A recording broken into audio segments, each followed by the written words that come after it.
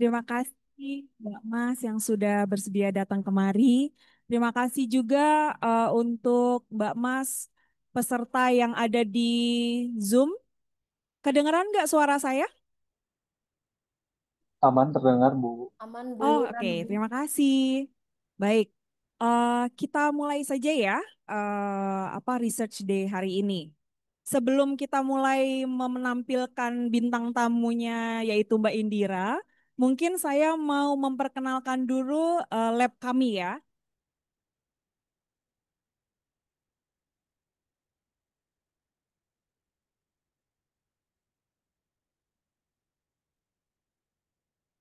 Baik, eh izinkan saya untuk memperkenalkan lab saya dan Mbak Indira, yaitu Mindfulness and Contemplative Psychology Research Laboratory. Nah, ini mungkin saya ingin memperkenalkan anggota-anggota dari lab kami, yaitu, nah ini profilnya, ini adalah ketua dari Mind Collab. Jadi apa namanya ringkasannya itu Mind Collab ya, laboratorium kami. Ini adalah Dr. Sri Redatin Retno Pujiati, MSc Psikolog yang biasa kita panggil Mbak Puji. Ini adalah kepalanya saat ini, emaknya kami-kami lah pada saat ini. Kemudian yang berikutnya adalah eh, ada Dini Rahma Bintari, MC, PhD Psikolog. Kemudian yang berikutnya ada Dr. Imelda Ika Dian Oriza, MC, Psikolog. Yang selanjutnya adalah Mbak Indira yang akan bicara nanti, Mbak Indira Primasari, MC, Psikolog. Kemudian yang berikutnya adalah Mbak Lia Mawarsari Budiman, MSCP, PsyD, Psikolog. Kemudian ada saya, Lusurini Yulia Safitri, MC Psikolog. Saya biasa dipanggil dengan Vivi. Kemudian ada Mbak Pratiwi Widiasari, MC Psikolog, yang biasa dipanggil dengan Mbak Wiwit.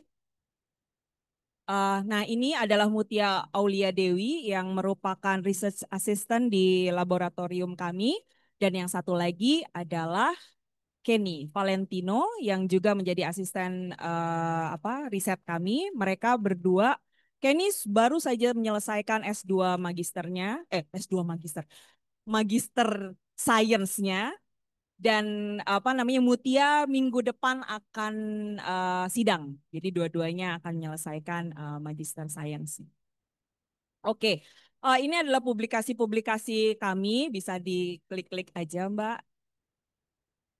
Oke, intinya adalah kami itu ada apa namanya beberapa topik penelitian yang kami minati. Intinya ada kalau dilihat secara umum ya, ada mindfulness, kemudian ada parenting, ada mindful parenting, kemudian ada resiliensi, resiliensi keluarga, compassion, kemudian ada media social use, ada juga psikotraumatologi, kemudian ada juga transpersonal psychology, dan ada intervensi-intervensi dan assessment-assessment yang berhubungan dengan topik-topik tadi. Jadi kalau misalnya teman-teman, Mbak, Mas tertarik untuk penelitian yang berhubungan dengan yang saya sebutkan tadi, bisa berkolaborasi lah dengan lab kami gitu. Nah, berikutnya adalah pengabdian masyarakat yang kami lakukan di 2020-2023 itu ada dukungan digital untuk kesehatan mental dan perspektif keluarga. Dan yang 2022 juga ada efektivitas intervensi pakai MBSR, mindfulness based stress reduction yang berbasis daring.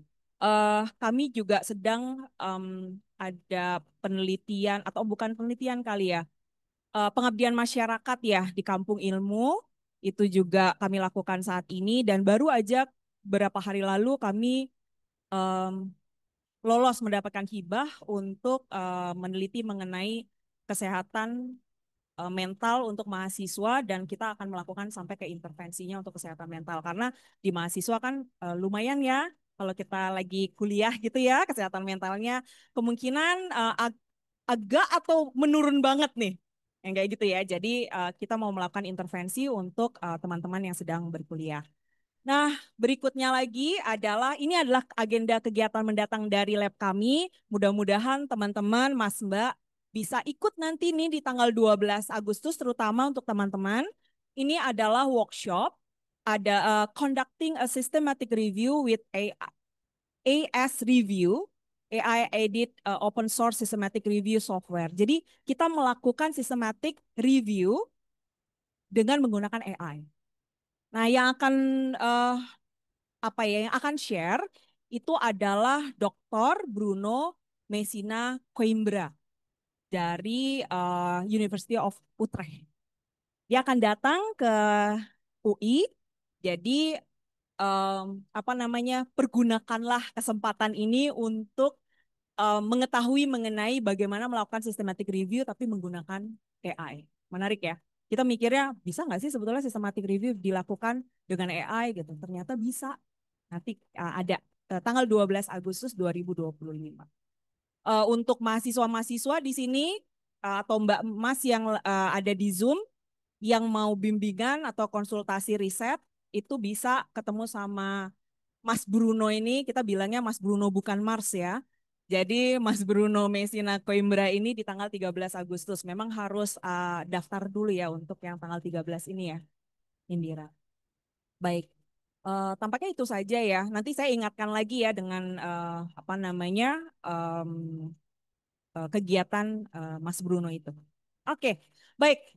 Sudah selesai saya memperkenalkan Mind Collab atau Mindful and Contemplative Psychology Research Laboratorium. Sekarang kita akan masuk ke inti dari pertemuan kita hari ini. Sebentar, saya lihat contekan dulu.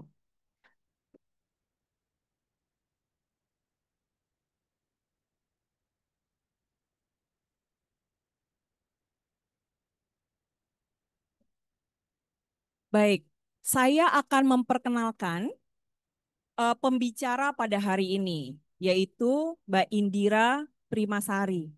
Mbak Indira ini beliau sedang melakukan penelitian atau menjalankan studi doktoralnya di University of Amsterdam. Jadi beliau adalah PhD student di Center of Psychological Trauma, Department of Psychiatry di University of Amsterdam. Magisternya di sini ya. Oh, di sana juga. Gak usah disebutkan. Mbak Indira ini sangat talented tapi sok malu-malu gitu ya. Jadi nggak boleh semuanya diomongin katanya sama dia. Oke, tapi beliau sampai saat ini masih member Global Collaboration of Traumatic Stress, kemudian member International Society of Traumatic Stress Studies. Beliau sampai saat ini masih member dari kedua hal itu. Eh, ini juga ada tadi Mbak Indira bilang udahlah nggak usah dibacain CV-CV-nya. Tapi saya terlalu bangga untuk tidak menyebutkan apa yang sudah beliau lakukan ya. Saya sebagai temannya itu saya bangga sekali. Jadi mohon maaf ya, saya akan menyebutkan. Jadi kalau kalian mengetik namanya Mbak Indira akan muncul namanya beliau di jurnal-jurnal Q1. Ada beberapa nih, ada Comprehensive Psychiatry Q1 2024. Ada yang 2024 lagi di European Journal of Psychotraumatology. Lalu ada Journal of Traumatic Stress. Ada BMC Public Health. Psychiatry Research. Ini ada 1, 2, 3, 4, 5, 6, 7 dari tahun 2021 aja loh. Dan semuanya Q1. Jangan lupa ya,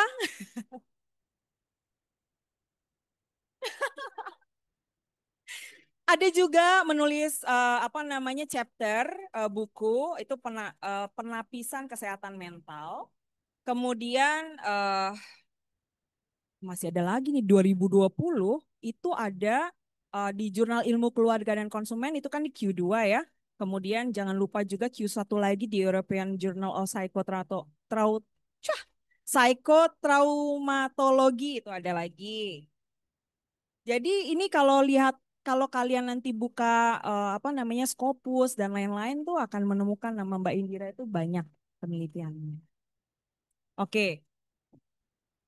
Dan tahun 2022 kayak itu ya, kayak gosip ya. Beliau adalah winner Junior Mental Health Award Amsterdam Public Health Research Institute.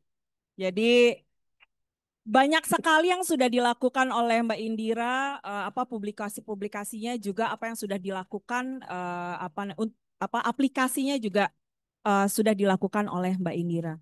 Nah, karena ada orang hebat di sini, jadi kita akan sangat berbangga hati untuk apa ya, Mbak Indira bisa sharing apa yang sudah dilakukan, sedikit dari apa yang sudah dilakukan dari yang semua yang banyak itu ya Mbak Indira ya. Baik, silakan Mbak Indira, waktu dan tempat dipersilakan 40 menit maksimal.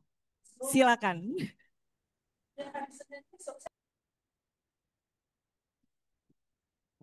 Apa suara saya jelas terdengar? Kalau di sini pasti jelas terdengar ya. Baik, saya hanya ingin mengecek untuk Bapak Ibu, Mas Mbak yang ada di luar Depok, apakah suara saya jelas terdengar? Silahkan ketik di kolom chat kalau apabila suara saya jelas dan kalau tidak jelas juga mohon diinformasikan. Baik, selamat siang teman-teman semua, Mas, Mbak, Bapak, Ibu, dimanapun Bapak Ibu berada. Eh, Senang sekali pada kesempatan siang kali ini saya rencananya berbagi gitu ya dari apa yang selama ini saya pelajari, yang saya teliti dan ini adalah momen yang sebetulnya sangat saya tunggu-tunggu karena saya betul-betul ingin memperkenalkan dua alat ukur ini yang kebetulan dikembangkan oleh center yang di mana saya terlibat, di mana saya sekolah dan kemudian juga salah satu apa ya lembaga kolaborasi internasional yang didirikan oleh supervisor S3 saya. Dan saya membantu beliau untuk kemudian melakukan uh, pengembangan alat ukurnya di Indonesia. Jadi memang harapannya adalah supaya kedua alat ukur ini bisa betul dimanfaatkan di Indonesia sesuai dengan kepentingan praktik dan juga riset yang dilakukan oleh Mas, Mbak, Bapak, Ibu semua. Begitu. Dan terima kasih Mbak Kami. Saya juga ingin mengucapkan terima kasih kepada Mbak Vivi yang sudah memperkenalkan saya dan membuka perkenalannya bombastis luar biasa ya. Saya sampai malu gitu, pengen kabur rasanya. Ya, ya gitu ya. Ya, masih belajar. Bukan saya nggak bisa respon udah kalau begitu. Oke, by the way, dan juga terima kasih teman-teman semua yang sudah hadir baik offline maupun online. Saya dengar dari Mbak Kami karena ternyata partisipannya luar biasa ya, membludak sampai 300 orang. Saya nggak menyangka gitu kalau antusiasmenya luar biasa gitu ya. Oke, langsung saja ke topik pada siang hari ini. Nampaknya memang topiknya cukup agak berbeda dibandingkan dengan topik research day biasanya. Kalau biasanya itu kan mungkin lebih cenderung teoritik ya gitu. Sementara pada kesempatan kali ini akan cenderung lebih praktis dan aplikatif. Jadi di siang hari ini saya akan memperkenalkan dua instrumen. Yang pertama itu adalah RES Resiliency Evaluation Scale dan yang kedua adalah Global Psychotrauma Screen gitu. Jadi karena waktunya terbatas, mohon maaf sekali kalau kita tidak bisa dive in atau apa namanya sangat detail gitu ya. Tapi harapannya adalah pengantar saya akan bisa memandu Mas, Mbak, Bapak, Ibu semua untuk kemudian mengenal instrumennya lebih jauh dan harapannya juga bisa menggunakannya di setting dan riset Bapak Ibu sekalian. Oke, saya harus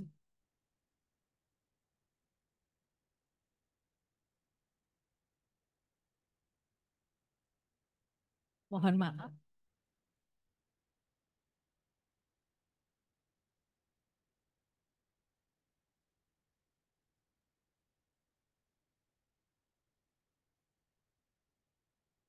Baik, mohon maaf tadi saya perlu menyesuaikan dengan klikernya gitu. Oke, agenda pada siang hari ini saya akan pertama akan menerangkan tentang latar belakangnya gitu ya. Kenapa kemudian kita perlu membahas mengenai topik ini dan juga bagaimana situasi di Indonesia sebetulnya terkait dengan trauma dan juga alat ukur yang kita miliki di konteks Indonesia. Dan kemudian setelah itu kita akan masuk untuk belajar lebih lanjut mengenai resilience evaluation scale dan yang terakhir adalah global psychotrauma scale. Screen begitu. Oke. Saya akan masuk dulu di latar belakangnya. Kalau kita bicara mengenai masalah kesehatan mental terkait dengan trauma, kita secara bersama-sama menyadari ya bahwa sebetulnya mayoritas populasi Indonesia itu rawan mengalami atau ya mengalami potentially traumatic event. Ya atau enggak? Betul ya, gitu. Kita menyebutnya sebagai potentially traumatic event dan bukan trauma. Kenapa? Karena kan sebetulnya peristiwanya itu netral dan kemudian setiap individu ini bisa untuk kemudian mempersepsikannya gitu. Uh, jadi bisa tergantung gitu kan, apakah kemudian dipersepsi sebagai trauma atau tidak gitu. Dan kalau kita melihat situasi yang ada di Indonesia, 97% populasi kita itu tinggal di daerah rawan bencana gitu. Bencana itu sudah menjadi makanan kita sehari-hari gitu ya. Dan kemudian juga kalau kita bicara tentang apa namanya kekerasan gitu ya, walaupun kemudian sepanjang 20 tahun terakhir ini yang namanya usaha untuk mengurangi kekerasan dan terorisme itu cukup baik, tapi ternyata kalau kita melihat dari data, terdapat peningkatan insiden kekerasan kolektif sebesar 46% dan itu di tahun 2022. Jadi resikonya memang cukup besar. Kemudian belum lagi kalau kita melihat kekerasan berbasis gender dan juga kekerasan terkait dengan anak-anak gitu ya. Setiap hari kalau kita membaca berita di koran atau di media massa cukup banyak kasus seperti ini dan bahkan data juga menunjukkan 1 dari 4 perempuan Indonesia itu pernah mengalami kekerasan seksual. Angka yang sungguh menyedihkan sebetulnya. Sayangnya, walaupun kemudian kita di Indonesia ini memiliki risiko yang tinggi untuk mengalami potentially traumatic event, ternyata sama sekali tidak ada data epidemiologi nasional terkait dengan prevalensi PTS. Gitu, tidak ada. Kita punya data prevalensi terkait dengan depresi atau anxiety secara nasional itu ada, tetapi kalau terkait dengan masalah kesehatan mental terkait dengan trauma atau prevalensi terkait dengan PTI-nya itu ternyata tidak ada. Dan itu yang sebetulnya kalau boleh saya cerita itu awalnya menjadi proyek disertasi saya karena saya ingin melihat bagaimana sih sebetulnya data epidemiologi terkait dengan trauma di Indonesia. Tapi sayangnya karena pada saat itu ada pandemi, jadi akhirnya bersama dengan supervisor kami membatalkan proyek itu karena tidak memungkinkan untuk mengambil data. Jadi data ini sebetulnya itu penting sekali supaya kita bisa menentukan langkah selanjutnya. Apa yang kita bisa lakukan untuk membantu mereka? Oke. Nah, tapi kalau kemudian kita melihat data cross-seksional dari beberapa publikasi, misalnya seperti yang dipublikasikan oleh Martunis di tahun 2018, dua-duanya di tahun 2018, terdapat prevalensi PTS di depresi kecemasan di daerah rawan bencana dan konflik mencapai 21, 18, dan 27%. Angka yang cukup tinggi sebetulnya. Nah, kemudian kalau kita bicara tentang trauma, kita juga perlu menyadari bahwa sebetulnya terdapat angka komorbiditas yang cukup tinggi. Jadi yang namanya orang mengalami trauma gitu ya, itu kemudian tidak serta-merta dia akan selalu menderita PTSD gitu ya. Tetapi kemudian kalau ternyata dia mengalami PTSD bisa juga kemudian dia komorbid dengan gangguan yang lainnya. Depresi, kecemasan, insomnia dan lain sebagainya. Jadi tingkat komorbiditinya itu cukup tinggi gitu. Dan trauma memang mendorong munculnya berbagai gejala psikologis yang terkait dengan berbagai macam diagnosis masalah kesehatan mental, sebagaimana saya sebutkan, dan juga PTSD misalnya dapat memperburuk depresi, kecemasan, gangguan makan, psikosis, bahkan kemudian bisa mendahului atau bisa memperburuk gejala-gejala masalah kesehatan fisik. Dan salah satu publikasi menyebutkan bahwa ada perbedaan masalah fisik gitu ya terkait dengan trauma yang dialami di antara laki-laki dan perempuan. Nah, oleh karena ternyata tingkat komorbiditasnya cukup tinggi dan kemudian juga ada kesamaan gejala gitu ya, gejala-gejala respon atau reaksi terhadap trauma, maka sebetulnya kita membutuhkan pendekatan non-tradisional atau dikenal sebagai pendekatan transdiagnostik gitu.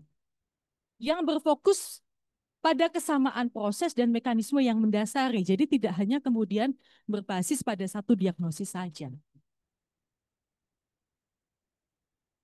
Nah, kalau kita sudah tahu bagaimana situasi di Indonesia, kemudian juga bagaimana tingkat komorbiditi, masalah kesehatan mental terkait dengan trauma, kemudian muncul di pikiran kita dong, berarti kita sebetulnya membutuhkan alat assessment gitu yang cukup kuat, valid dan reliable untuk kemudian membantu kita mendeteksi gitu. Tapi kemudian bagaimana sih faktanya terkait dengan alat assessment trauma di Indonesia? Nah, berdasarkan studi literatur dan diskusi saya dengan teman-teman praktisi psikologi, sayangnya memang terdapat keterbatasan instrumen assessment yang valid, relevan, dan sensitif untuk di budaya sensitif budaya Indonesia untuk dipakai di sini gitu. Dan juga sayangnya lagi berdasarkan penelusuran, ada banyak sekali instrumen yang kita pakai itu ternyata tidak cukup informasi terkait dengan proses adaptasi dan validitasnya, termasuk juga proses adaptasi lintas budayanya. Itu saya mengalami kesulitan ketika saya harus menggunakan alat ukur itu untuk disertasi saya, gitu. Um, dan kalau kita melihat dari landscape internasional, ternyata itu belum tersedia juga instrumen assessment, terutama screening ya, yang menggunakan pendekatan transdiagnostik untuk dipakai secara internasional. Itu belum ada.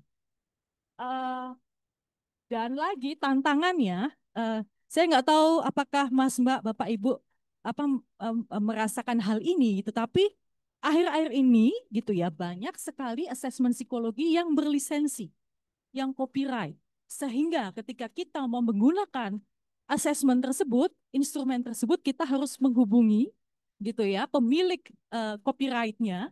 Biasanya kan ada suatu organisasi besar yang dia menaungi para developer ya, instrumen developer dan kemudian juga akan mengurus perizinannya gitu. Dan ya masing-masing organisasi ini memiliki ketentuannya masing-masing ya, tetapi kadang-kadang untuk riset pun itu kita diminta untuk membayar sejumlah biaya, gitu kan ya. Dan prosedurnya cukup panjang gitu. Ini menjadi salah satu tantangan sendiri gitu dan contoh misalnya, mungkin ada di antara teman-teman yang menggunakan CDRIS, alat ukur resiliensi milik Kanner and Davidson. Familiar dengan alat ukur itu terkenal sekali ya gitu, banyak sekali dipakai di Indonesia. Beberapa tahun yang lalu saya baru menyadari bahwa ternyata itu juga copyright. Jadi saya untuk menggunakan itu saya harus minta izin kepada developernya dan membayar sejumlah biaya walaupun developernya itu baik sekali gitu. Artinya kalau itu untuk kepentingan riset kita tidak perlu membayar banyak gitu. Atau beberapa minggu yang lalu saya barusan mendapatkan email dari Dr. Sheehan. Jadi kalau teman-teman familiar dengan alat ukur MINI, itu alat ukur apa namanya interview klinis ya, MINI 5 based on DSM ya kalau nggak salah ya. Itu juga ternyata sekarang sudah copyright. Sehingga dalam email tersebut disebutkan kalau kamu mau menggunakan ini maka kamu harus menghubungi pihak ini dan lain sebagainya gitu. Jadi memang saran saya berdasarkan pengalaman kalau mau menggunakan alat ukur mohon hati-hati gitu untuk mengecek apakah itu copyright atau tidak gitu supaya kita juga memastikan kita sesuai dengan regulasi dan etika kan gitu. Oke, nah itu adalah tantangan yang ada sekarang. Nah, dengan berdasarkan, nah ini saya kemudian ketika saya menulis disertasi, melakukan penelitian itu saya membuat peta, Mas, Mbak, Bapak, Ibu, gitu. Ini adalah peta instrumen assessment terkait dengan trauma yang ada di Indonesia.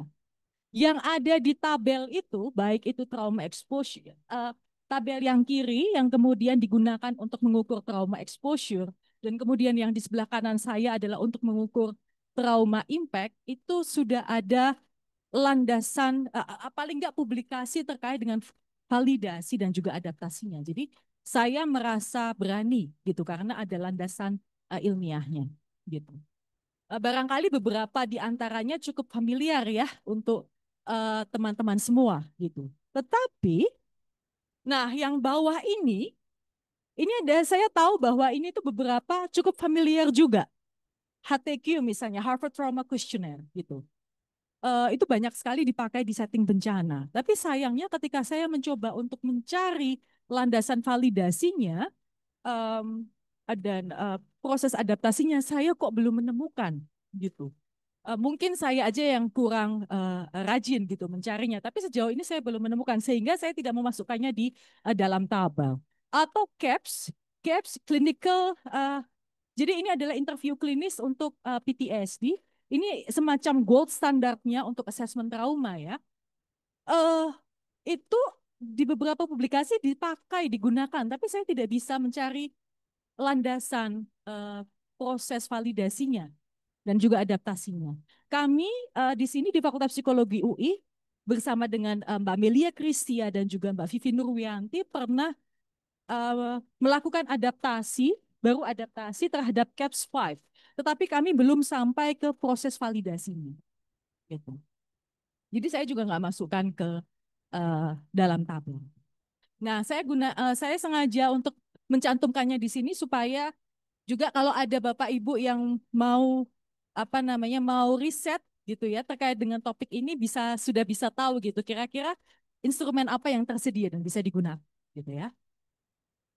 Nah, karena kemudian melihat tadi itu berbagai macam tantangan itu tadi gitu, baik terutama secara global juga ya. Kemudian ada beberapa pihak gitu ya. Yang pertama, ini Amsterdam UMC itu adalah tempat di mana saya belajar dan kemudian bekerja sama dengan ARC Psychotrauma National Psychotrauma Center itu di Belanda. Itu kemudian mengembangkan the resilience evaluation scale gitu. Publikasi tentang pengembangan alat ukurnya itu bisa diakses ini dan saya juga sudah mempublikasikan mengenai proses adaptasi dan validasinya. Bagaimana sekarang? Ya, nah yang satunya lagi supervisor saya Miranda itu beberapa tahun yang lalu mendirikan sebuah tadi ya organisasi yang diberi nama Global Collaboration on Traumatic Stress. Jadi ini semacam forum kerjasama riset gitu ya antar negara jadi berbagai klinisi, kemudian praktisi, kemudian peneliti dari seluruh dunia, terutama terkait dengan topik psikotrauma, itu bekerja sama untuk melakukan penelitian-penelitian yang begitu banyak jenisnya, temanya, dan kemudian uh, mereka itu karena tadi berusaha untuk menanggapi apa yang kemudian kebutuhan yang ada di lapangan, mengembangkan the global psychotrauma screen. Proses developmentnya itu sudah diterbitkan juga gitu ya di artikel ini. Sementara saya oh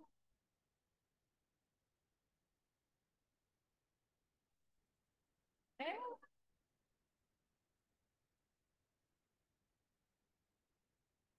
Oke. Ini baru pertama kali soalnya saya menggunakan ini ya, touchscreen canggih juga ternyata ya. Oke, anyway, ya, ya, dan terkait dengan instrumen ini itu saya juga kemudian melakukan adaptasi dan validasinya dan sudah diterbitkan di artikel ini. Begitu. Dan oh ya, untuk teman-teman yang tertarik untuk berkolaborasi, saya menyarankan untuk kemudian mengunjungi website mereka karena ada begitu banyak informasi kerjasama penelitian terkait dengan trauma dan itu betul-betul skalanya global. Gitu. Ini peluang yang sangat menarik. Memang tidak ada honornya ya. Maksud saya adalah ya bukan kemudian join dan kemudian ada gajinya gitu enggak ya. Tetapi artinya kesempatan untuk berkolaborasi, kesempatan untuk apa namanya mengembangkan diri itu sangat besar gitu. Dan biasanya mereka juga akan mendiskusikan suatu proyek dan akan berusaha untuk mencari funding. Dan saya menjadi salah satu kolaborator dari tim ini uh, karena supervisor saya dari tahun 2018 gitu. Dan saya belajar banyak dari situ. Oke. Apakah ada pertanyaan untuk pengantar? Nggak ada ya. Kalau nggak ada kita lanjut aja kali ya Mbak Vivi ya. Ya, apakah sebelum saya masuk lagi, apakah ada pertanyaan dari teman-teman yang mungkin? Oh, jelas. Terima kasih. Belum ada sepertinya Mbak Vivi dan Mbak Kami ya. Kita lanjut aja ya. Oke, baik. Nah, sekarang mari kita masuk ke resilience evaluation skill. Saya bertanya, mungkin untuk Mas Mbak yang ada di sini, ada yang sudah pernah mendengar tentang instrumen ini sebelumnya? Belum ya? Oke, baguslah kalau begitu. Ya, oke, silahkan. Baik. Nah, sebelum kita masuk ke instrumennya, saya akan memberikan pengantar sedikit tentang resiliensi psikologis pasca trauma. Gitu. Apa sih sebetulnya resiliensi psikologis, terutama kalau bicara tentang trauma? Jadi secara definisi, itu adalah suatu kondisi di mana individu dapat menjaga keberfungsian fisiologis dan psikologis pada level yang relatif sehat dan stabil pasca mengalami PTS. Jadi bagaimana kemudian dia bounce back gitu ya dari situasi tersebut gitu ya. Nah, itu yang disebut sebagai resiliensi. Walau kita juga menyadari bahwa setelah mengalami suatu potentially traumatic event, itu sangat normal dan wajar kalau kita mengalami reaksi akut ya, gitu. Seperti misalnya merasa sedih, takut, khawatir, cemas, tidak berdaya, itu normal. Tetapi kemudian setelah itu bisa kemudian menjaga gitu ya, berusaha untuk apa namanya menjaga kestabilannya dan kemudian berfungsi kembali. Nah, resiliensi pasca trauma itu sebetulnya dapat dijelaskan melalui teori klasik dari Lazarus and Folkman tahun 1984. Kalau kita mengingat kembali ke mata kuliah psikologi umum gitu ya, nun jauh di sana gitu kan, apa namanya ketika ada suatu peristiwa gitu, biasanya ada dua appraisal ya, primary appraisal dan secondary appraisal. Pada saat kemudian dalam proses primary appraisal itu kita akan menilai apakah peristiwa tersebut mengancam untuk kita atau tidak. Sementara di secondary appraisal itu kita akan mengevaluasi apakah kita mampu gitu untuk mengatasi atau mengelola peristiwa tersebut. Nah, ketika kita bicara tentang secondary appraisal, itu sebetulnya melibatkan dua konsep terkait dengan resiliensi. Yang pertama itu adalah self-confidence atau bagaimana kita percaya sama diri kita sendiri. Sementara yang kedua itu terkait dengan self-efficacy. Jadi bagaimana keyakinan positif terkait coping adaptif kita terhadap situasi yang menekan. Nah, berdasarkan risetnya Bonanno, yang saya sangat menyarankan teman-teman yang tertarik dengan psikologi positif dan resiliensi untuk membaca ini. Bonanno tahun 2023, saya lupa, tapi bisa di Google, saya lupa judulnya, tapi bisa di Google lah. Itu tuh dia sangat bagus sekali bagaimana kemudian mendeskripsikan proses seseorang ya untuk bisa menjadi resilient gitu. Nah, Bonanno mengatakan bahwa kebanyakan individu yang terpapar oleh PTS dapat dikategorikan resilient dan tidak mengalami gangguan kesehatan mental. Ini berita yang bagus gitu, karena berarti kan mayoritas kita dan berdasarkan riset yang dilakukan antar negara, itu memang 70%, rata-rata 70% itu resilient setelah mengalami peristiwa yang potentially traumatic ya. Gitu. Dan kenapa resiliensi ini penting sekali untuk kemudian kita kaji dalam konteks psikotraumatologi? Karena resiliensi itu sudah secara mapan, established, dikatakan sebagai faktor protektif dari masalah kesehatan mental terkait dengan trauma. Itulah pentingnya sebetulnya. Dan juga kalau kita bicara resiliensi, saya juga akan mengingatkan kembali pada trajektori ini, gitu ya, trajektori yang bisa dialami oleh seseorang setelah dia mengalami potentially traumatic event. Ada 4 trajektori. Yang pertama adalah resilience, recovery, delayed, dan chronic. Apabila pasca seseorang itu mengalami potentially traumatic event, ketika simptom-simptom uh, yang dialami itu atau reaksi terhadap trauma itu cukup rendah, maka dia akan cenderung menjadi resilience gitu. Rendah atau ringan ya. Tetapi kemudian ketika reaksi-reaksi pasca trauma atau simptom-simptom awal yang dia alami itu di tingkat mild atau moderate gitu ya. dan kemudian ternyata semakin parah, semakin buruk, maka yang terjadi adalah dia bisa masuk dalam trajektori delay. Delay itu maksudnya apa? Bisa loh seseorang itu yang kemudian mengalami uh, peristiwa traumatisnya sekarang, tapi dia kemudian mengalami masalah kesehatan mental itu beberapa puluh tahun yang akan datang. That's possible because of this trajectory. Nah, kemudian ada juga trajektori recovery di mana uh, setelah peristiwa traumatis, kemudian seseorang itu ternyata gejala-gejala reaksinya itu cukup berat gitu ya. Tapi kemudian seiring dengan berjalannya waktu, dia menurun. Nah, itu disebut recovery. Tapi kemudian ada juga yang disebut kronik karena dari awal gejala-gejala yang dia alami itu cukup berat dan stabil gitu, tidak ada proses perbaikan. Nah, ini yang memang empat trajektori ini yang kemudian biasa kita alami pada mereka yang mengalami potentially traumatic event gitu ya. Nah, Bonanno ini di artikel tahun 2023 yang saya sebut tadi itu cukup jelas sekali kemudian memberikan sudut pandang teoritiknya kenapa sih kemudian seseorang itu bisa berada di empat trajektori ini. Hal-hal apa saja? Salah satunya yang disebut sebagai flexibility. Tapi saya tidak akan membahas hal itu sekarang karena tidak terkait dengan alat ukur yang kita miliki, tapi saya um, secara khusus mengencourage teman-teman untuk membaca gitu karena menarik sekali. Nah, sekarang kita akan mulai masuk ke alat ukurnya. Seperti tadi saya bilang bahwa RES ini dikembangkan oleh Christiana Van der Meer, ya nama keluarganya Van der Meer, akibat adanya keterbatasan instrumen yang mengukur internal faktor dan juga ketidakjelasan konstruk resiliensi. Maksudnya bagaimana? Maksudnya instrumen yang ada sekarang seperti Sideris misalnya itu mengakses tidak hanya aspek internal individu, tetapi juga faktor yang lainnya, seperti misalnya dukungan sosial, kemudian faktor risiko gitu. Nah, Christian ini pengen betul-betul mengembangkan alat ukur yang fokusnya di internal. Dan juga alat ukur yang ada sekarang itu ternyata ketika kemudian dilakukan penelitian di beberapa populasi, ternyata kok konstruknya itu tidak jelas, tidak stabil. Jadi kemudian ada pertanyaan dasar teori dari resiliensi yang digunakan itu apa, gitu. Nah,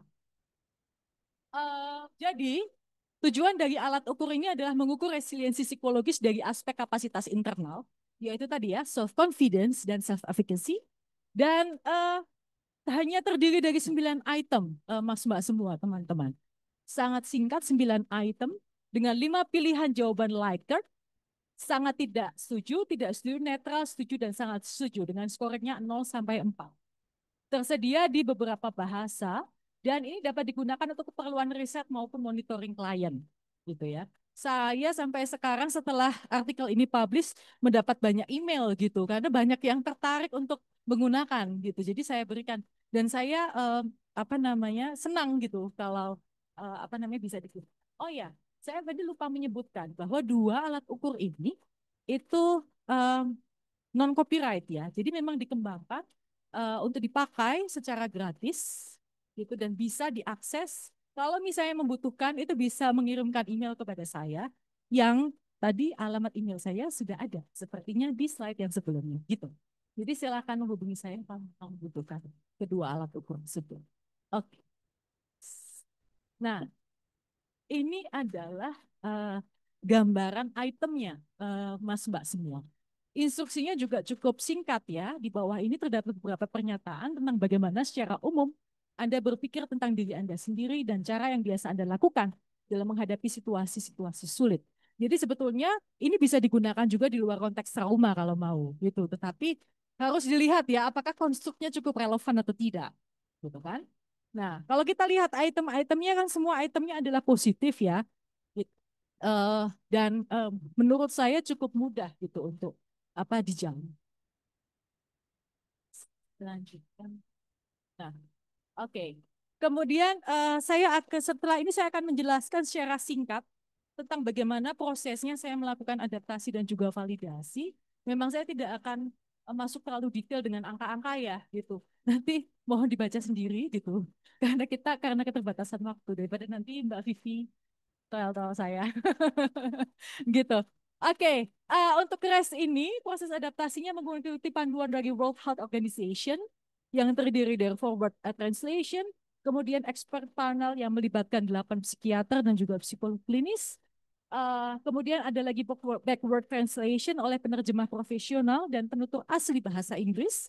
Setelah itu ada review dari developernya. Jadi tadi yang setelah dilakukan backward translation, saya kirimkan ke developernya untuk dicek gitu. Apakah terdapat konsistensi antara originalnya dalam bahasa Inggris gitu ya dan terjemahannya. Setelah itu dilakukan pretesting dan cognitive interviewing pada 11 partisipan usia 18 sampai 40 tahun. Kemudian ada lagi review dari developernya dan ada review revisi item sampai kemudian itu siap untuk dilakukan uh, pengambilan data gitu untuk proses validasinya. Ini adalah judul paper saya terkait dengan proses adaptasi dan validasinya. Silakan kalau ingin membaca lebih detail. Oke. Nah, validasi resilience evaluation scale itu saya lakukan pada mahasiswa sarjana ya di Bandung, Surabaya, dan Bali, melibatkan 327 partisipan dan 78% diantaranya mengikuti follow up study. Jadi setelah mereka uh, mengisi kuesioner gitu ya di primary study, seminggu kemudian mereka dikirimin link lagi untuk kemudian mengisi tes yang kedua kalinya untuk menguji tes reliability-nya. Gitu.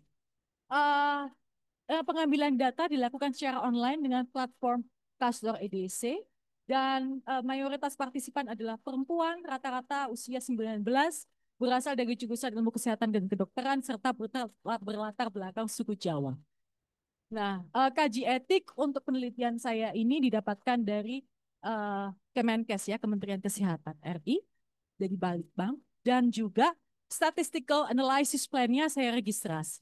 Nah, terkait dengan statistical analysis plan ini adalah suatu kebiasaan yang uh, saya juga dapatkan setelah saya sekolah S3. Gitu. Jadi, ini penting menurut saya karena jadi sebelum kita melakukan pengolahan data, itu saya selalu didisiplinkan untuk menulis rencana analisis data saya sampai sedetail-detailnya gitu. Jadi bahkan sampai kemudian misalnya memperlakukan missing data itu seperti apa, kemudian bagaimana kita melakukan misalnya kalau ada missing data harus diapakan, kalau ada outliers harus diapakan, itu rencananya betul-betul detail. Dan memang saya karena adanya gerakan open science, maka kemudian disarankan untuk dilakukan registrasi. Jadi juga bisa dicek prosesnya, kredibilitasnya, dan kita juga bisa menerima masukan dari peneliti yang lainnya. Gitu.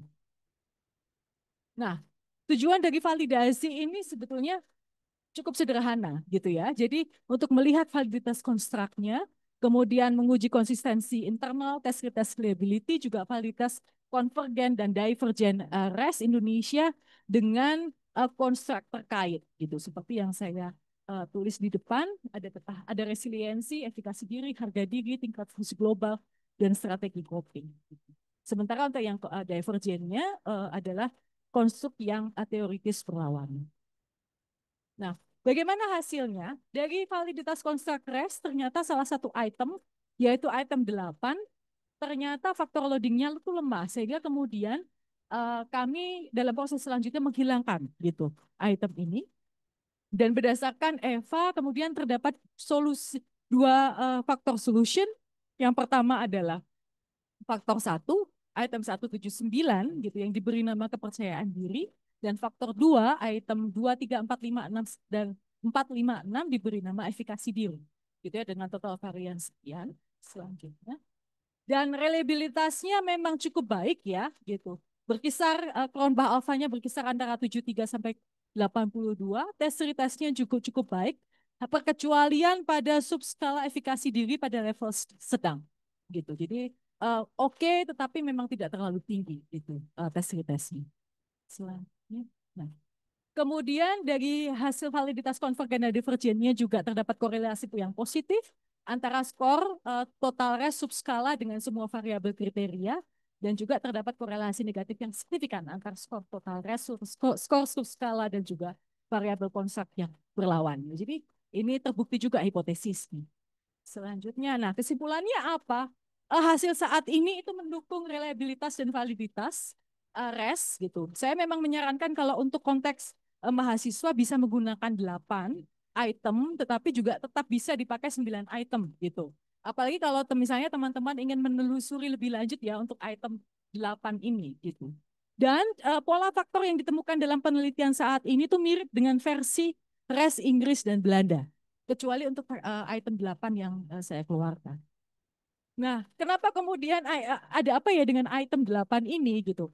Jadi waktu itu saya berpikir item ini tuh kan terkait dengan bagaimana sih kemampuan seseorang untuk menangani banyak hal gitu. Tapi kalau kemudian kita melihat pada populasinya dan kemudian juga melihat budaya Indonesia yang mana menangani banyak hal alias multitasking itu kan seperti norm ya. Gitu. Artinya memang kita diekspektasikan gitu loh untuk melakukan hal itu, tapi ya, hal itu tidak kemudian membuat kita bisa apa ya, membuat kita bisa mengidentifikasi apakah seseorang itu resilient atau enggak gitu. Mudahnya itu seperti itu. Jadi argumen saya ketika itu seperti itu di publikasi saya gitu. Uh, dan ini juga ternyata dipengaruhi oleh budaya dan nilai-nilai tertentu yang mendorong individu untuk selalu siap dalam menangani dan mengatasi berbagai tugas dan keadaan pada saat yang bersamaan. Ini ngomong-ngomong penelitiannya Mbak Puji. Jadi teman ketua KR kami gitu, saya kutip di artikel saya. Dan kalau kita bicara tentang keterbatasan, pengumpulan data secara daring ya seperti kita tahu membatasi hanya partisipan yang kemudian melek internet dan punya literasi yang baik serta kemudian mengecualikan kelompok rentan. Itu sedikit mengenai res. Res itu tidak terlalu kompleks gitu ya. Itemnya sedikit dan jelas, dia straightforward untuk mengukur apa gitu. Dan menurut saya sih potensi untuk penggunaannya juga cukup besar. Oke. Baik, saya berhenti dulu di situ Mbak Vivi karena saya melihat ada yang mengacungkan tangan. Silakan Mbak. Sambil minum ya Mbak. Ya, mohon izin, saya Nova dari Universitas Al-Azhar Indonesia. Topik interest saya juga resilience. Dulu tesisnya masih pakai Goldberg. Terus saya lihat ini ada masih saya mampu juga ya, mirip sama yang Goldberg punya. Cuman yang agak mengganggu gitu ya, pertanyaan dalam artian resilience evaluation skill. Yang dievaluasi apa? Maksudnya terkait trauma tadi lihat tujuannya apakah before and after itu yang eh, bagi saya agak kurang clear. Yang kedua, berarti kalau kayak gitu eh, dibatasi hanya untuk orang yang trauma. Kan kalau yang itu kan kalau yang Growthbird kan nggak harus punya trauma gitu. Itu aja sih. Makasih. Oke, baik terima kasih Mbak Nova pertanyaannya. Yang pertama, nah sebetulnya resilience evaluation skill. Sepengetahuan saya, evaluasinya adalah mengevaluasi resiliensinya sebetulnya. Karena dalam konteks trauma itu seringkali kita perlu memonitor, Mbak, gitu. Jadi bagaimana perjalanan resiliensi dia, gitu. Kemudian terkait dengan yang kedua pertanyaannya, apakah kemudian hanya dipakai untuk orang yang mengalami trauma? Jawabannya tidak, gitu. Jawabannya tidak karena kenapa kemudian dikaitkan dengan trauma? Karena memang pengembangnya ini belajarnya di center of trauma, sehingga kemudian pada saat itu memang mengambil konteksnya trauma. Tapi secara umum sih bisa digunakan untuk populasi yang lain ya. Ya, kalau dikaitkan dengan residensi itu sendiri, berarti ada kita ukur sekali, terus ukur kedua kali. Iya, itu bisa. Itu harus bisa. harus begitu berarti. Tidak harus begitu, tetapi kalau memang mau menggunakan seperti itu bisa untuk monitoring. Jadi bagaimana kita bilang bahwa dia better apa enggak Iya, kan? better atau prosesnya seperti apa? Atau Karena tinggi atau enggak gitu. Hasilnya apa nih nanti kalau dari res ini? kalau dari res ini, kita tidak mengukur itu ya Mbak. Maksudnya kita nggak ada cut off-nya, tidak ada cut off-nya sehingga kita tidak bisa mengatakan bahwa itu tinggi, sedang, rendah. Sepengetahuan saya begitu. Tetapi ketika kemudian kita menginformasikannya, menggunakannya misalnya setelah mengalami trauma, kemudian di apa namanya di assess, kemudian sesudah itu beberapa waktu yang akan datang di assess kembali. bagaimana nih prosesnya, ada perubahan atau tidak gitu, berdasarkan skornya. Itu yang saya pahami. Gitu. Iya. Udah banyak seperti ini berarti eh, latar belakang pendidikan juga aman ya. Aman. Ya misalnya SMA Oh iya, atau minimal bisa baca tulis lah yang yes, mengerjakan betul, betul. kuesioner ini gitu. Betul. Pada saat saya melakukan uji coba, itu ada dua populasi yang saya libatkan, Mbak. Yang pertama itu adalah primary care patients yang general population. Dan itu latar belakang demografinya mulai dari yang tidak lulus SD kalau saya nggak salah, itu sampai yang kemudian S2. Jadi mereka cukup aman. Izin ada contoh nggak Mbak? Misalnya cuma sekali take assessment, hasilnya seperti apa, seseorang ini setelah ikut sekali aja dan before and after seperti apa? Sayangnya saya nggak ada datanya, Mbak. Saya tidak menyediakan data itu Contoh sih. gitu ya. Nggak ada sih. Gitu. Nggak ada. Saya nggak bisa paparkan sekarang karena tidak ready datanya. Ya. Mohon maaf. Ya, silahkan. Oh, sweet.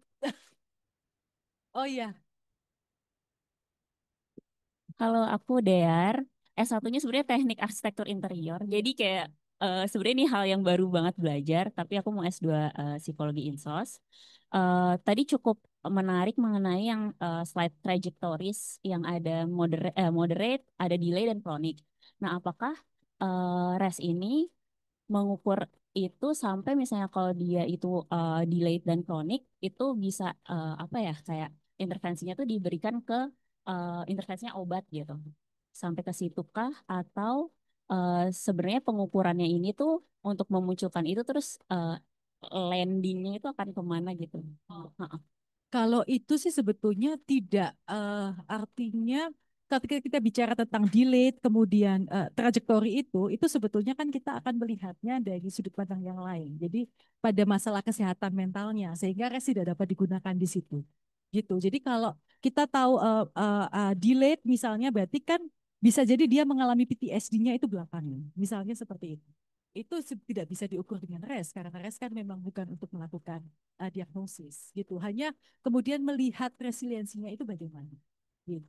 Tetapi kembali lagi bahwa um, apa namanya setiap individu itu kan dinamikanya masing-masing ya gitu. Jadi um, trajektorinya itu juga para ahli di trauma itu juga masih berdebat sebetulnya gitu karena kompleks gitu dinamikanya gitu. Jadi nggak bisa kemudian disamaratakan gitu. Terima Semoga kasih menjawab Mbak. ya. Menjawab. Terima Terima kasih. kasih. Ya, tadi saya memperhatikan kan ini itemnya positif ya dan juga tadi basisnya adalah dari faktor internalnya self efficacy dan sama apa tadi self confidence lupa. Nah, yang ingin saya tanyakan itu terkait dengan ada nggak sih kalau di Indonesia social disability-nya gitu. Itu apakah turut dipertimbangkan gitu di dalam apa instrumen ini gitu. Ya, kalau untuk hal itu bisa jadi ya, gitu dalam konteks Indonesia ya. Tetapi pada saat kami melakukan penelitian ini, kami tidak menemukan hal itu, gitu. Jadi tidak muncul kecuali yang item 8 ini dan item 8 ini kan memang perlu untuk ditelusuri lebih lanjut, gitu. Ya, kami sih sejauh ini merasa aman ya, gitu. Dan saya juga belum menemukan cerita dari para pengguna res yang lain mengenai hal itu. Tetapi memang itu bisa menjadi salah satu apa yang perlu kita jaga ya. Hati-hati gitu supaya penarikan kesimpulannya juga tidak terlalu optimis. Gitu. Ya, terima kasih Mbak. Eh, dilanjut dulu aja. Yes, oke. Karena masih ada satu ya. Baik, satu ada lebih kompleks betul. Ya, saya punya waktu berapa menit, Mbak?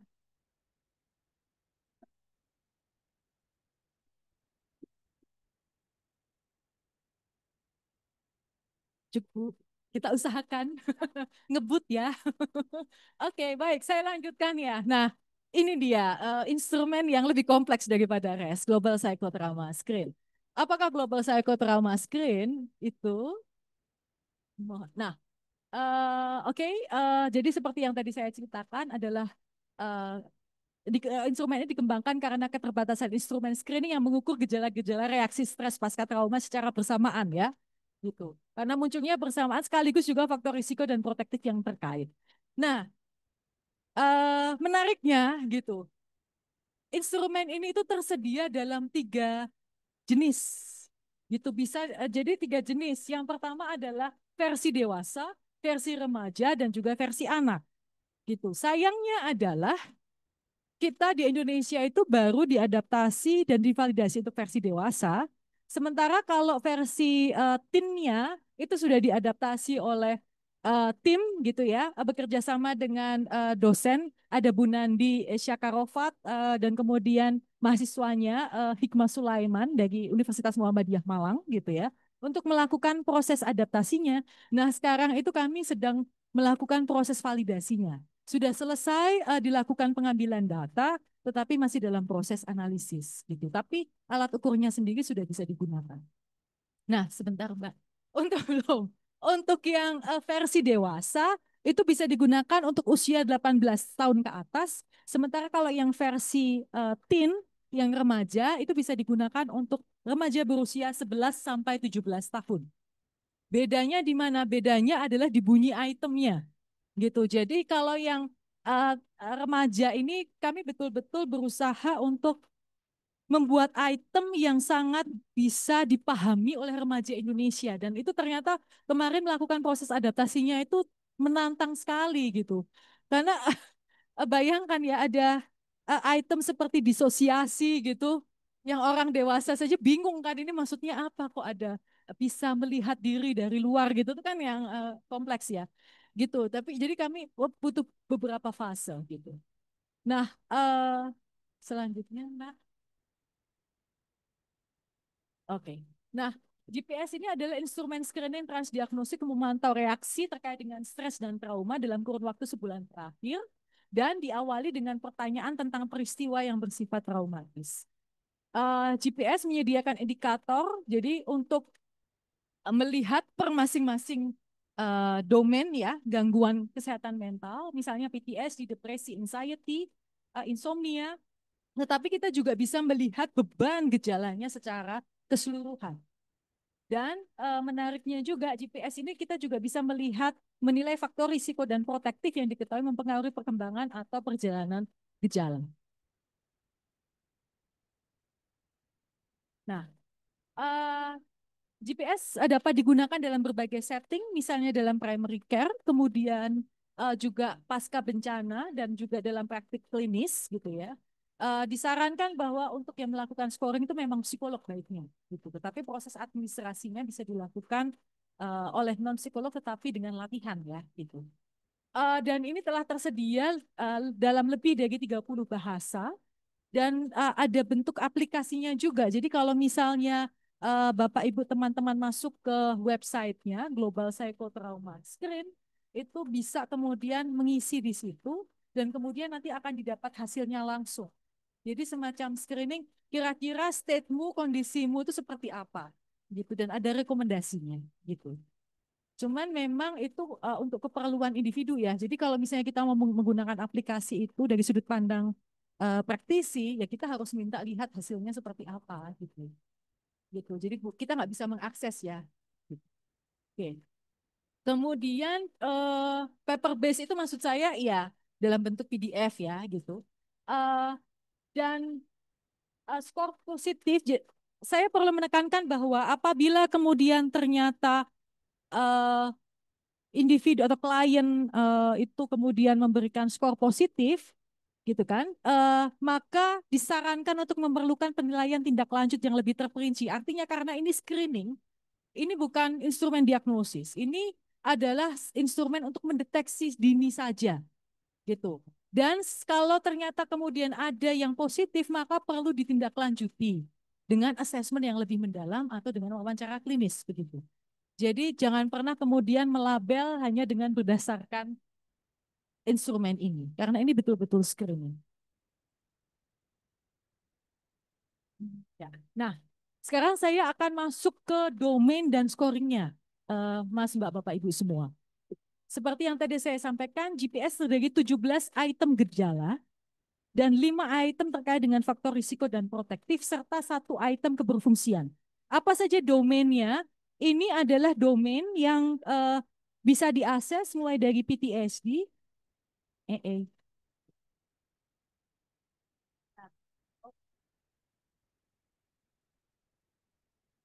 Kemudian ada DSO gitu ya sebagai bagian dari kompleks PTSD, karena kalau untuk mengukur kompleks PTSD maka kita perlu melihat DSO dan juga terpenuhinya gejala DSO dan juga PTSD.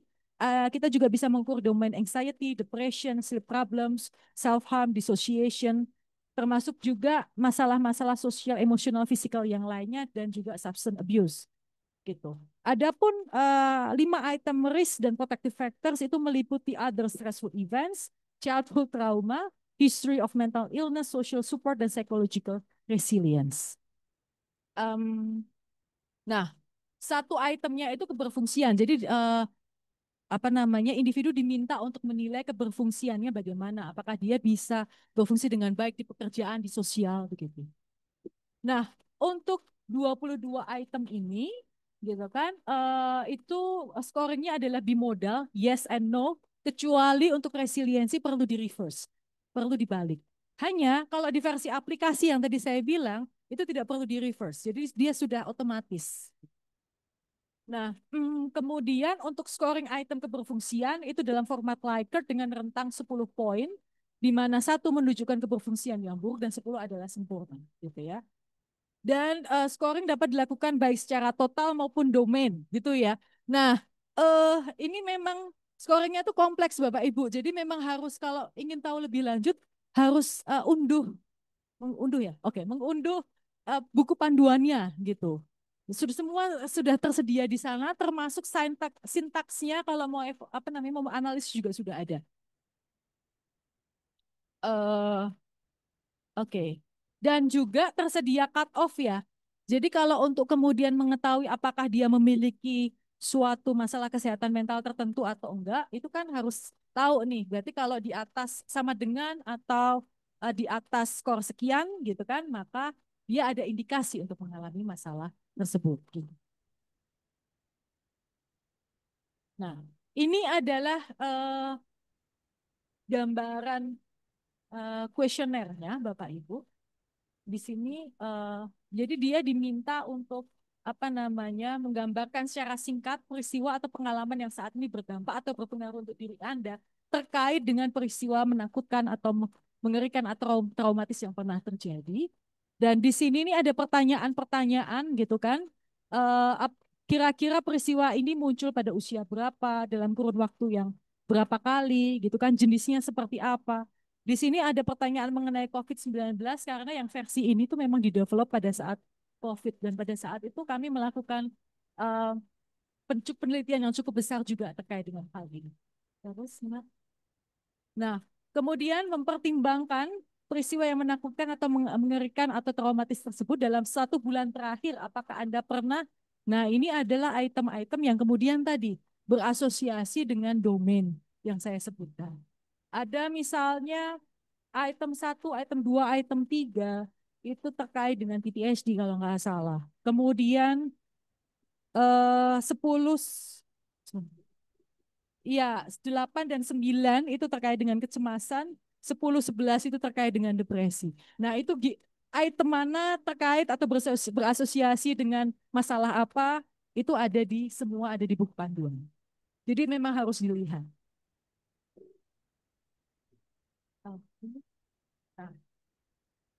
Nah kemudian item 20 itu untuk melihat childhood trauma. Satu itu terkait dengan riwayat kesehatan mental, riwayat masalah kesehatan mental. Nomor 22 yang tadi saya sampaikan itu terkait dengan resiliensi, jadi harus di reverse. Nah, itu tadi untuk yang dewasa, Bapak Ibu. Nah, ini yang sekarang ini yang mau saya tampilkan adalah yang untuk teen.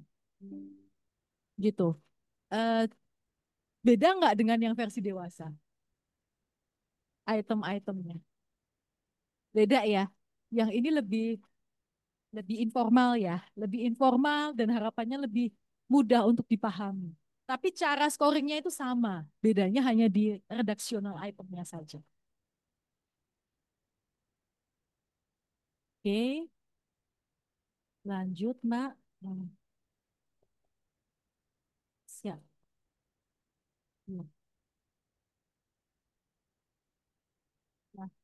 Nah, untuk proses adaptasinya untuk yang versi dewasa juga sama dengan RES, kami mengikuti standarnya WHO, forward translation sampai apa namanya pre-testing, dan pre-testingnya ini dilakukan di sampel yang lebih besar 36 partisipan gitu ya, dengan apa namanya demografi yang cukup beragam. Ini adalah artikel saya terkait dengan proses adaptasi dan validasinya. Dan juga ini sama, saya melakukan validasinya itu di setting mahasiswa juga.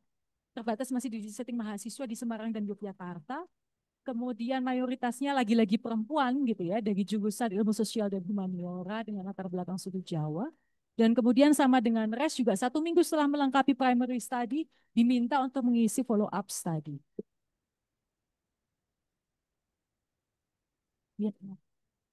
Oke. Nah, untuk GPS proses validasinya lebih kompleks karena selain tadi untuk melihat construct validity, convergent dan divergent validity-nya, kami juga ingin melihat ini yang penting, clinical validity-nya. Validitas klinis GPS dibandingkan dengan gangguan PTSD, CPTSD, GAD, depresi, dan insomnia gitu. Dan kami juga ingin melihat apakah adanya hubungan domain faktor risiko gitu ya, dan gejala terkait dan trauma, dan juga bagaimana tingkat keparahannya dengan impaired social work functioning. Jadi kita mau melihat sebetulnya kalau dia gejalanya parah itu gimana ya dengan keberfungsiannya gitu. Dan hasil validitas konstruknya menunjukkan Eva mengindikasikan solusi satu faktor, hanya memang salah satu item GPS terkait dengan penyalahgunaan alkohol, rokok, dan obat-obatan memiliki item loading yang relatif rendah. Gitu. Dan kemudian oleh reviewer artikel pada saat itu diminta untuk melakukan sensitivity analysis baik untuk 16 item maupun 17 item, dan kemudian ternyata hasilnya relatif sama gitu. Jadi sama faktor loadingnya solusinya memang hanya satu faktor. Silahkan. Kemudian hasil reliabilitasnya juga cukup baik. Tronba alfanya di antara 0,8. Kemudian tes retest correlation dan interkelasnya juga hasilnya baik juga. Nah, ini yang penting, validitas klinik gitu.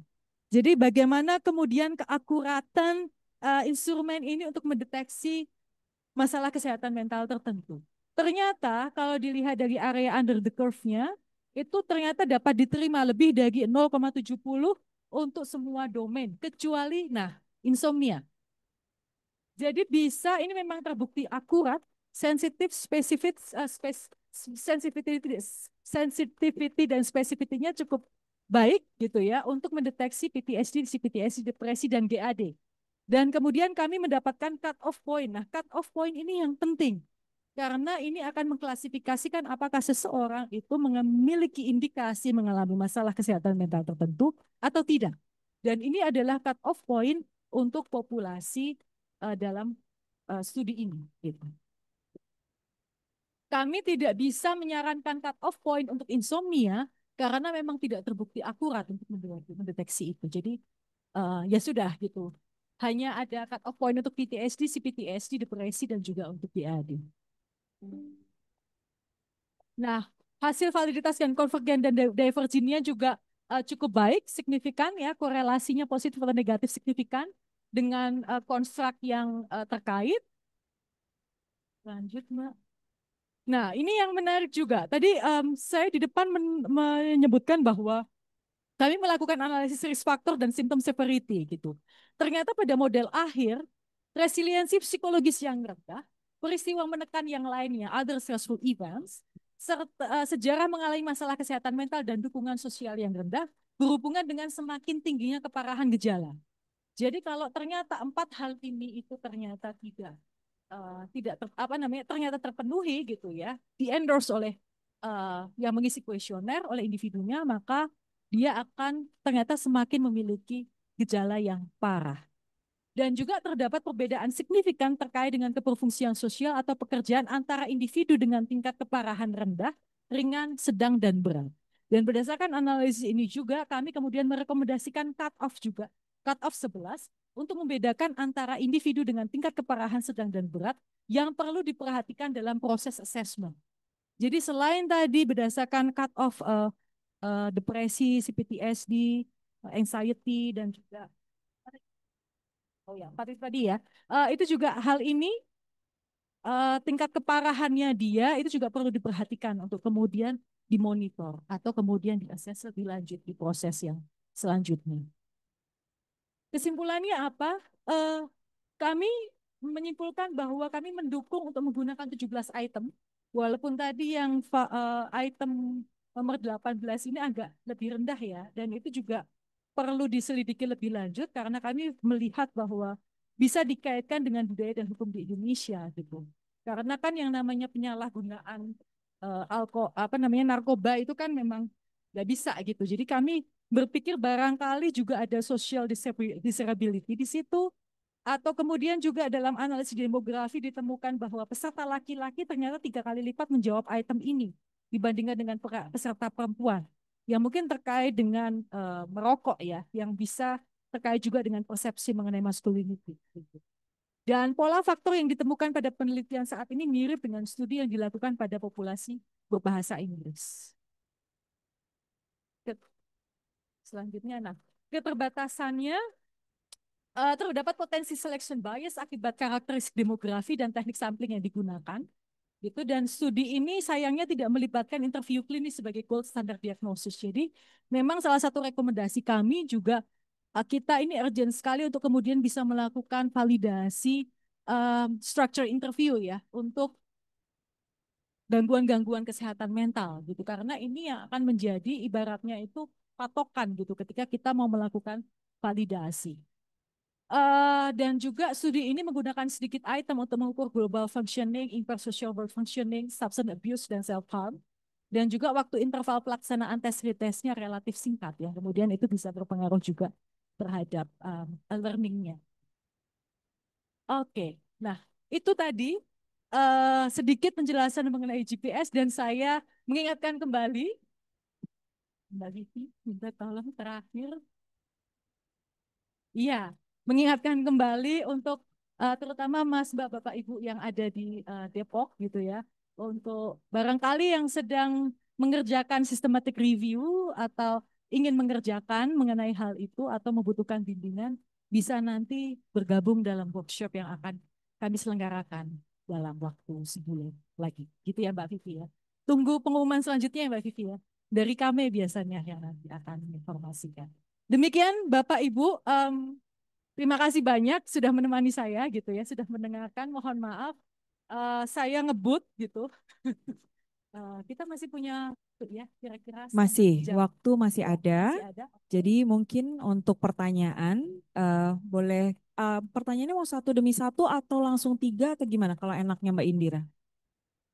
Satu demi satu. Oke, untuk sesi pertanyaan berikutnya, karena tadi sudah diberikan kesempatan 3 pertanyaan, penanya dari offline, boleh saya meminta izin untuk kalau ada pertanyaan dari yang di Zoom?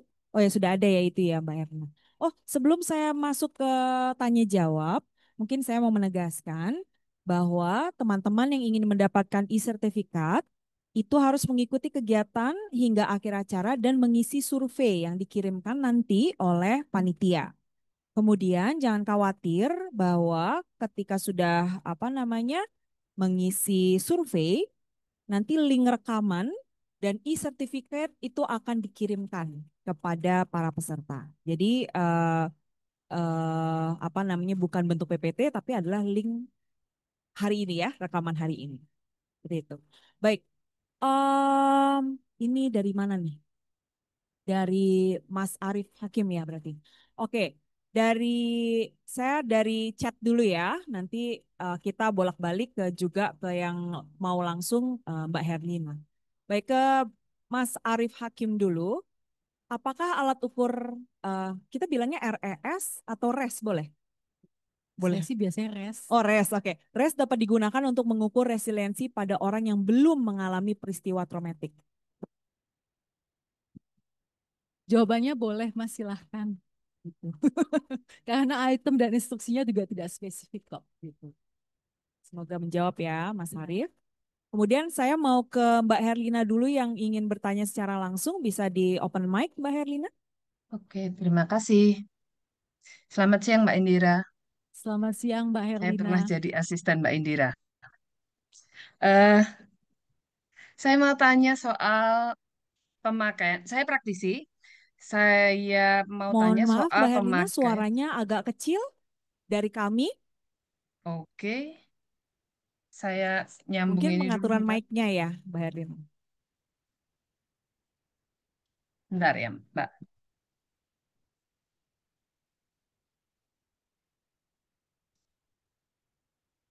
Sekarang lebih jelas? Belum, sayangnya belum Mbak.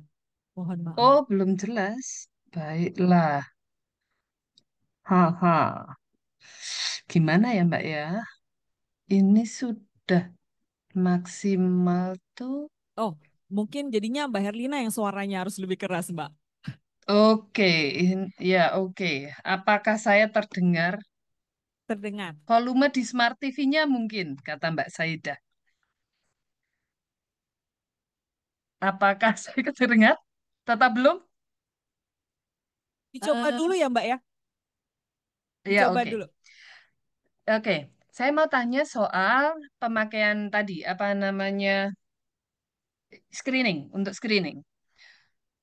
Yang untuk screening. Kan tadi mengatakan bahwa itu fungsinya untuk screening, lalu ada cut-off, lalu mungkin dibutuhkan clinical interview. Seandainya, jelas kan? Seandainya di dalam global screening itu, global apa screening tadi, itu GPS. lalu ditemukan dia di atas 5, artinya CPTSD. Lalu kita menggunakan ITI, eh, International Trauma Interview itu, apakah itu bisa digunakan untuk penegakan diagnosa atau it should be ITQ dan ITI lagi kayak gitu? Terima kasih. Baik, terima kasih Mbak Herlina. Tadi oh ya, GPS kalau ternyata kemudian dia 5 atau skornya adalah 5 atau di atas 5, maka dia memiliki indikasi Mm-mm. CPTSD. Kemudian Mbak Herlina bisa menggunakan ITQ untuk kemudian melakukan wawancara dan itu bisa digunakan untuk diagnosis Mbak kalau ITQ. Oke, berarti Ya, tidak penegakan diagnosanya bukan dengan GPS, eh, ya, ya ini ya, screening ini tadi GPS, plus GPS. ITU, ya, ITI, tapi harus dengan plus ITQ ya. yes. Karena Jadi ada memang interview dan nanti kuesioner. Ya, oke, ya, baiklah. betul, karena GPS ini bukan instrumen untuk diagnosis, Mbak, tetapi instrumen Oke, screening. Jadi hanya untuk melakukan deteksi dini saja. Kalau jadi perlu oke, dievaluasi dengan misalnya wawancara lebih dalam lagi, assessment yang lainnya yang lebih komprehensif, atau kalau Mhm. CPTSD bisa menggunakan ITQ. Karena kalau International Trauma Questionnaire itu sudah instrumen diagnosis, jadi memang bisa menggunakan hal itu. Gitu, Mbak. Oke, terima kasih. Terima kasih Mbak Erlina. Baik. Yang berikutnya, Mbak Mita, kapan sebaiknya tes RES ini diberikan kepada klien? Eh, Jawabannya tergantung konteksnya apa dulu ya Mbak, dan untuk kepentingan apa gitu. Em, ya kalau misalnya dalam terkait dengan trauma sebetulnya eh, itu kan sangat normal ya seseorang kemudian mengalami reaksi stres akut ya dalam kurun waktu 1 sampai 3 bulan gitu. Dan kemudian sekitar saya bilang sekitar 3 bulan itu bisa diteskan sih untuk melihat gitu. Tapi juga kalau mau ya karena kita kan perlu untuk mengelola dulu reaksi-reaksi awalnya kan, gitu. Baru kemudian untuk melihat yang lebih dalam lagi termasuk resiliensi itu sih. Baik. Tiga dari Zoom, saya kembali lagi ke untuk yang Iya, offline. Saya berikan kesempatan buat teman-teman yang offline apabila ada pertanyaan. silakan Mbak. Dengan Mbak siapa? Halo Mbak, aku Widya dari Sisol LPT, Oh iya, bidangnya klinis dewasa. Yang pertama mau tanya Mbak, apa bedanya RES dengan alat ukur post traumatic growth? Post traumatic growth kan ada PTG, Oh, PTG, oke. apa bedanya atau seperti apa? Ya, Kemudian yang kedua untuk kadang-kadang kan screening trauma itu orang untuk ngisi itu ada risiko dia harus mengingat pengalaman di masa lalu gitu ya Mbak. Nah itu apakah ada misalnya pengantar tertentu, apalagi kalau misalnya ini online kan ini kita nggak bisa kontrol ya. Tapi kalau kita lagi praktek kan kita bisa lihat juga kayak gitu. ya. Nah itu seperti apa mungkin Mbak? Oke. Untuk pertanyaan pertama, yang PTG itu saya nggak ingat itemnya seperti apa, tetapi Oke. sepengetahuan saya, daripada saya jawabnya salah kan gitu, misleading nanti, tetapi sepengetahuan saya, kalau post traumatic growth itu kan memang konsepnya berbeda dengan resiliensi, ya kan, sehingga memang dugaan saya gitu, ini mengukur dua konsep yang berbeda gitu, tapi harus dicek lagi ya itemnya PTG itu yang bagaimana gitu. Kemudian karena ada beberapa versi setahu saya kan kalau untuk yang post traumatic growth. Kemudian untuk yang pertanyaan kedua, nah itu bisa sebetulnya kan kita menyampaikan, artinya di awal disampaikan bahwa tujuan dari melakukan hal ini itu seperti apa dan memang biasanya sudah di warning ya barangkali ada nanti akan teringat kembali atau seperti apa gitu kan. Ada perasaan yang tidak nyaman gitu. Dan biasanya sesudah itu kan bisa dilakukan tergantung situasinya bagaimana, stabilisasi emosi atau relaksasi itu kemudian juga bisa diberikan gitu. Iya. Tapi berdasarkan pengalaman sih Mbak, saya sih belum pernah mengalami yang kemudian menjadi tertrigger atau eh, tertrigger atau kemudian mengalami perasaan yang tidak nyaman karena sistem tersebut. Yang ada mereka malah menjadi semakin terbuka gitu terkait dengan gejalanya gitu sih ya. Sedikit. Untuk yang RS ini kan tadi sebetulnya di pengantar itu ada potentially traumatic events. Jadi apakah mungkin saja sebetulnya ya memang tidak sampai terjadi, tapi misalnya kalau di post traumatic growth itu udah pasti terjadi traumanya sebelumnya kayak gitu. Kemudian yang soal GPS ini kan tadi sebetulnya kan dia bisa untuk cut off ada depresi, kecemasan dan lain-lain. Apakah sebetulnya ini ya memang bisa untuk screening mental health secara umum? Kemudian kalau ini lanjutannya ke arah treatment gitu ya Mbak. Nah ini mungkin dari temuan dari GPS ini mana dulu yang eh, sebaiknya ditreat? Apakah misalnya ternyata dari traumanya, apakah justru kecemasan dan depresinya kayak gitu? Ya, itu tergantung konteksnya ya Mbak, karena kita harus lihat mana sih yang kemudian skornya itu paling severe kan sebetulnya gitu. Jadi kemudian, nah ini beda lagi karena ini transdiagnostik Mbak, maka approach-nya intervensinya itu juga transdiagnostik harapannya. Jadi kita kemudian bukan mentreatnya berdasarkan misalnya PTSD-nya dulu atau depresinya dulu enggak, tetapi gejala mana sih yang kemudian paling mengganggu dia, itu yang ditreat. Nah itu paradigmanya memang agak berbeda ketika melakukan intervensi gitu sih. Hmm. Oh, kebayang. Makasih banyak Jadi Mbak Ida. kebayang ya Mbak Ya. ya. Ya, jadi kalau misalnya dia ternyata kecemasannya gitu ya, kecemasannya yang dominan, berarti kan kita perlu untuk mengintervensi yang gejala itu. Gitu. Iya. Nah, mungkin informasi juga kalau saya baca ada beberapa alternatif intervensi yang kemudian eh, menggunakan paradigma eh, transdiagnostik seperti misalnya acceptance ACT, acceptance commitment therapy itu menggunakan paradigma transdiagnostik. Kemudian juga cognitive processing therapy itu juga menggunakan paradigma transdiagnostik karena dia tidak melihat ke diagnosisnya, tapi lebih ke arah gejala. Sama-sama. Oke, silakan. Ada lagi yang mau bertanya? Silakan, Mbak. Oke, makasih Mbak.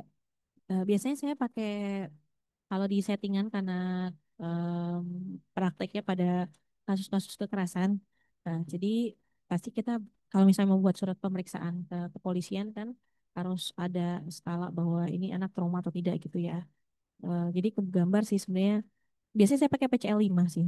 Ah, ya, terus tapi nggak pernah memberikan resilience ini ya si res itu karena ada beberapa anak yang kalau habis ada kejadian tuh masih hahaha gitu ya. Jadi nilai di PCL-nya agak rendah gitu.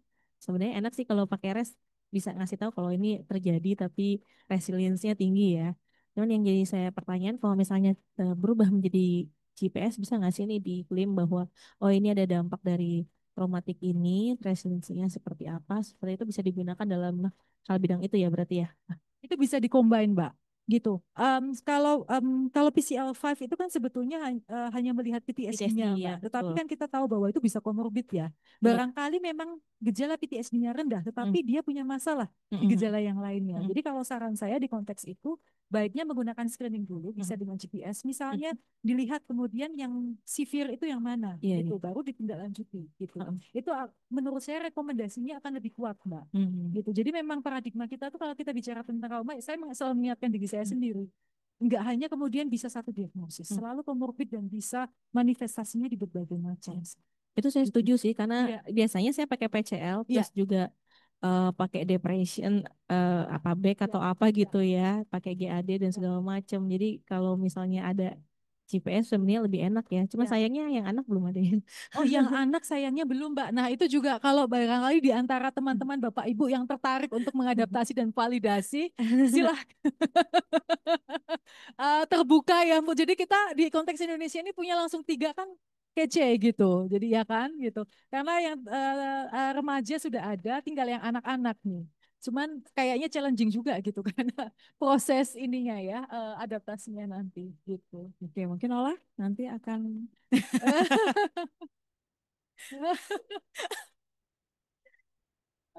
Jadi ini apa namanya ajakan ya kepada bapak-bapak, ibu-ibu, mas-mas, mbak-mbak untuk melakukan adaptasi untuk anak ya. Ya, adaptasi dan validasi ya untuk Adaptasi anak. dan Ya, validasi betul. untuk anak.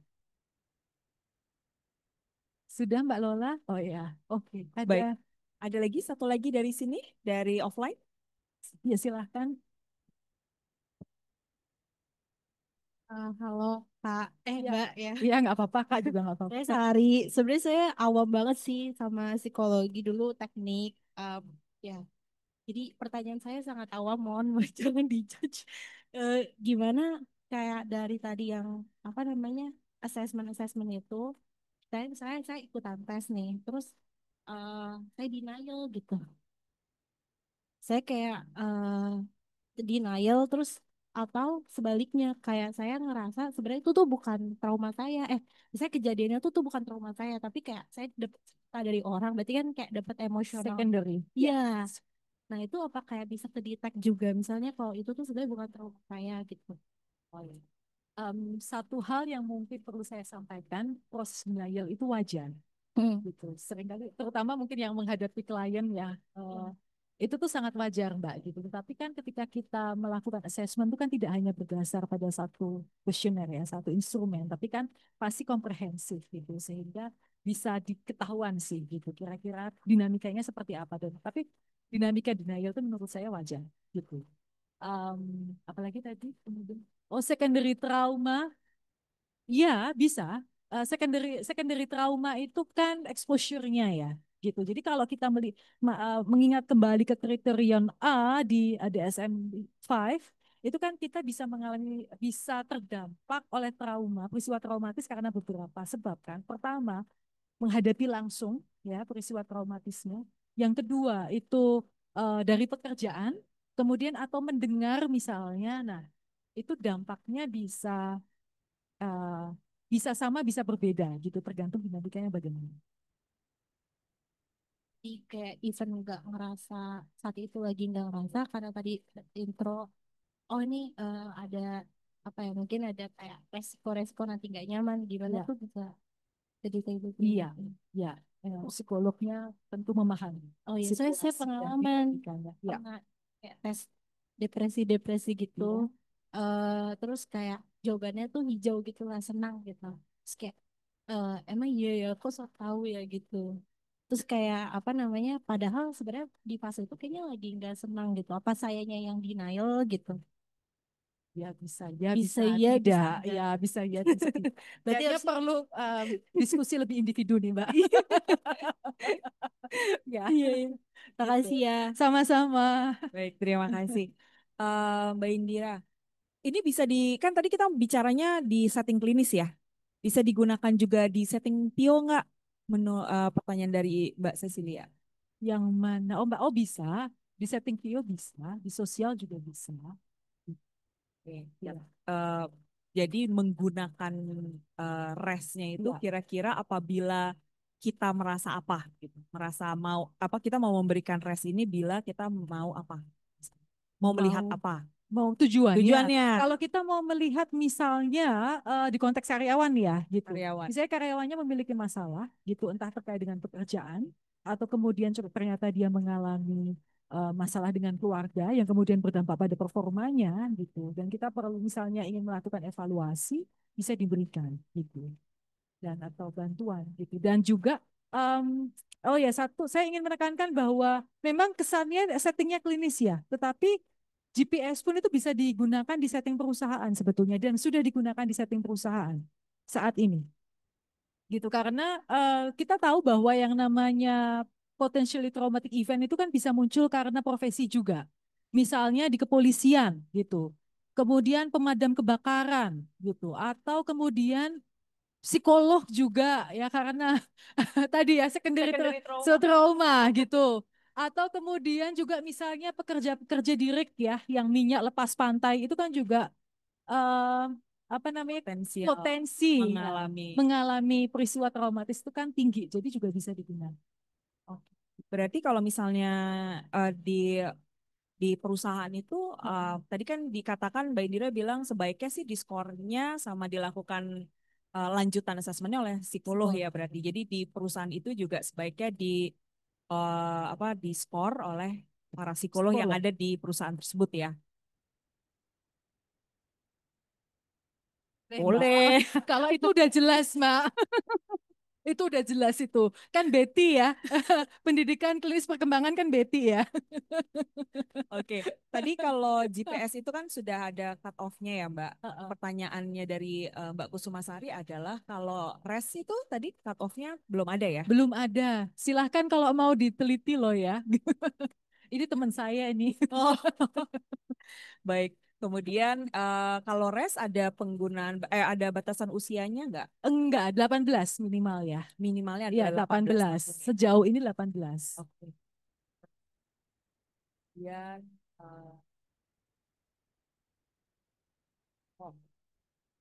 GPS dapat dikorelasikan dengan variabel pengampunankah? Tadi ada pertanyaan kalau res untuk remaja bisa atau enggak. Perlu dicek, perlu ada uji keterbacaan. Tapi kalau saya lihat sih bisa sejauh ini. Bisa dicoba, bisa dicoba. Nolehnya langsung gitu ya. Iya, di riset ya. Ayo Mbak Nova, S3-nya. Oke, ini pertanyaan dari Mas Lintang, Mas atau Mbak ya kalau Mbak Moses. kayaknya. Mas. Ini yang GPS dapat dikorelasikan dengan variabel pengampunankah? Mengingat bahwa tindakan pengampunan dapat menurunkan tingkat trauma sehingga stres pada korban yang mengalaminya. Variabel pengampunan bisa aja sih kalau mau risetnya mengenai hal itu. Nah, silakan dilakukan riset. Ini kan hanya instrumen, jadi maksudnya mau dikorelasikan, mau diteliti dengan variabel apa saja, as long as itu terkait bisa sih. Silakan. Kak Moses, saya soalnya takut salah nih. Ya, Apakah? Kemudian instrumennya sudah disertai panduan manual. Kalau GPS tadi sudah ya, ada bahasa manual. Inggris. Oh, bahasa Inggris. Belum ada bahasa Indonesianya. Belum. Oh, mohon maaf. Kak Lintang, ini panduannya masih dalam bahasa Inggris. Ya. Tapi panduannya itu lengkap sekali, betul-betul detail. Jadi pasti akan.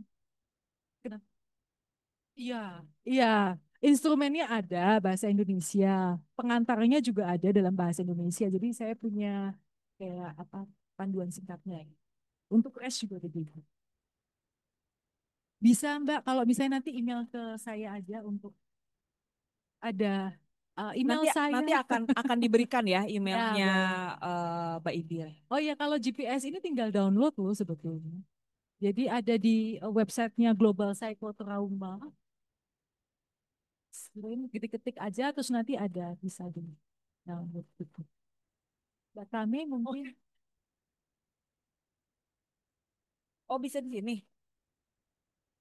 Nah, ini Mbak Silvi. Oh, Eh, Nah, oke, ini yang untuk adult ya.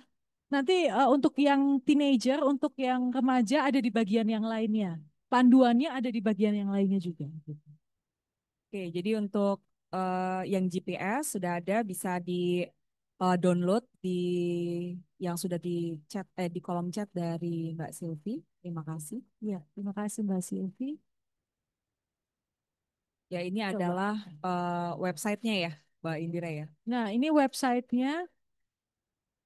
Oh ya, ya, boleh.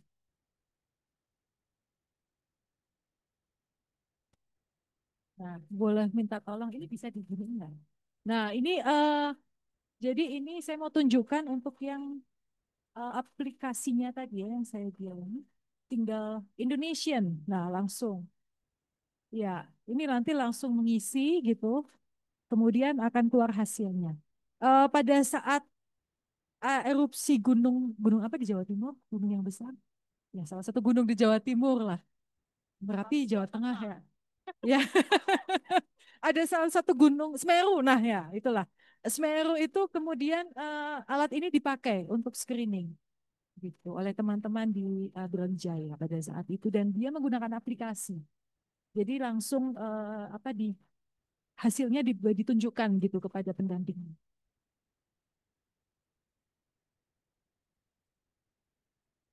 Ya, kembali lagi mungkin ya. Boleh minta tolong kembali ke ini. Saya mau menunjukkan itu tadi kan untuk aplikasinya. Ini panduannya, Bapak Ibu, teman-teman semua. Ya, eh, ya. Nah, sebentar saya lihat. Ini user guide-nya, tinggal nanti diketik. Kemudian kalau mau lihat versi,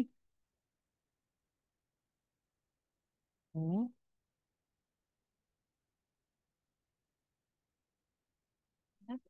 oh ya ini tes ya. Kemudian kalau mau melihat yang versi remajanya, em, ini kan belum ada kan yang untuk children ya anak-anak. Ini untuk versi remaja. Ya. Nah, ini dia. Sudah langsung. Oke. Ini tapi masih dalam proses validasi. Validasi. Jadi kami belum menemukan cut off. Oh, jadi bisa digunakan, akan tetapi belum ada cut off-nya. Cut off-nya Disclaimer-nya. cut off-nya menggunakan cut off internasional. Oh, oke. Karena cut off internasional sudah ada normanya, tapi belum untuk populasi Indonesia. Jadi kalau mau menggunakan itu berarti harus ada disclaimer. Gitu. Jadi ada Harus hati-hati. disclaimer-nya ya untuk Yes. yang teen ini sudah bisa dipakai, akan tetapi belum ada cut off-nya karena proses validasinya sedang berjalan. Yes, betul. Jadi kalau mau digunakan itu menggunakan cut off yang internasional, tapi disclaimer-nya itu belum tentu sesuai dengan budaya Indonesia. Belum sesuai, belum tentu sesuai dengan konteks Indonesia.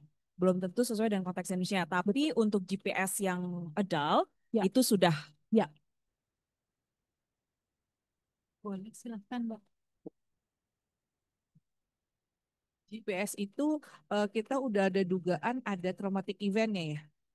Jadi kalau misalnya pengen tahu aja nih ada traumatic event nggak sih gitu. Misalnya sekumpulan dia kena bully, yang ini kena bully juga nggak gitu. Cuman dia nggak mau ngaku misalnya, tapi kita mau kasih GPS. Tapi kita nggak tahu itu beneran ada apa enggak traumatic eventnya gitu di dia. Pertanyaan bagus, Mbak. Iya. Itu. Kita bisa mengcombine dengan alat ukur yang lainnya. Tergantung. Kalau misalnya kita mau melihat itu lifelong trauma, kita bisa menggunakan LEC5. Tapi kalau kita mau melihat spesifik untuk childhood trauma, kita bisa menggunakan AC, Adverse Childhood Experiences, atau CTQ, Childhood Trauma Questionnaire. Jadi untuk, ya. Ya, Muti, saya anaknya Mbak Vivi beberapa tahun yang lalu. Jadi sekarang udah nyemplung di ranah klinis anak. Ya. Itu tadi sempat jadi pertanyaan saya juga. Jadi kalau misalnya ketika ada klien datang gitu misalnya kayak kadang kan apalagi kalau klien anak dan remaja dia eh, pucat pasti kebingungan untuk menceritakan pengalamannya gitu ya. Atau tadi yang Mbak Indra sempat sebut bahwa misalnya dipakai di sekelompok eh, setelah kejadian bencana misalnya. Tetapi ternyata yang ada di benak klien adalah peristiwa traumatis lainnya soal itu. Nah, apakah itu cukup representatif untuk saya menggambarkan kontekstualnya itu misalnya tadi yang peneliti mau meneliti tentang bencana atau gimana tuh Mbak? Kira-kira. Ya kalau mau meneliti tentang bencana, berarti kan nggak bisa. Berarti itu harus diekskludkan kan. Karena yang muncul di dia, yang mendominasi itu kan bukan masalah bencananya, tetapi kan hal lain. Sehingga dalam proses penelitian saya bisa membayangkan itu dieksklud dari apa namanya analisis gitu. Tapi kalau untuk kepentingan praktis, kan sah-sah aja. Maksudnya kan kita terbuka dengan segala kemungkinan gitu. Karena pada saat ini dipakai di konteks pandemi pun gitu, yang muncul ternyata bukan pandemi. Yang muncul tuh yang lainnya, yang orang tuanya bertengkar, kenapa ada domestic violence lah gitu, yang dia mendapatkan pelecehan lah gitu. Jadi memang ya sangat subjektif ya, tergantung individunya. Baik, makasih Mbak Ira. Sama-sama. Artinya memang setelah diberikan alat ukur ini memang sebaiknya ada clinical interview ya. Betul. Karena Betul. kita memastikan juga bahwa sebetulnya traumatic eventnya ini yang mana Betul, gitu yang betul. ya, Yang ya, paling berdampak. berdampak, yang paling berdampak. Biasanya kan memang di ranah klinis itu kita akan selalu terbuka pada segala kemungkinan. Jadi saya akan menyarankan menggunakan LEC5 dulu gitu kan. Untuk kan ada 17 item untuk berbagai macam trauma kan. Nah, dia yang mana nih gitu. Itu kemudian bisa ditanyakan, bisa diprobing lebih lanjut gitu. Atau kemudian juga setelah itu diberikan GPS, ya, dia kan langsung apa namanya didorongkan untuk mengingat mana yang kemudian paling berdampak untuk dia gitu. Iya. Untuk di Zoom ada pertanyaan lagi. Kalau dilihat dari chatnya kayaknya tidak ada ya. Ya. Kalau yang mau bertanya langsung apakah masih ada?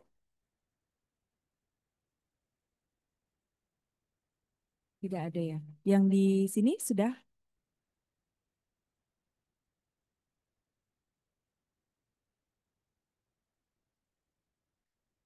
Oke, kalau tidak ada silakan apa ya diisi survei dan daftar hadirnya yang ada di chat room.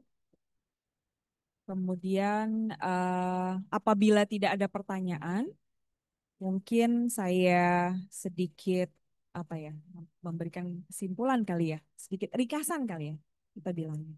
Baik, jadi hari ini Mbak Indira berbagi mengenai penelitiannya. Mbak Indira berserta para supervisor dan kolega-kolega lainnya.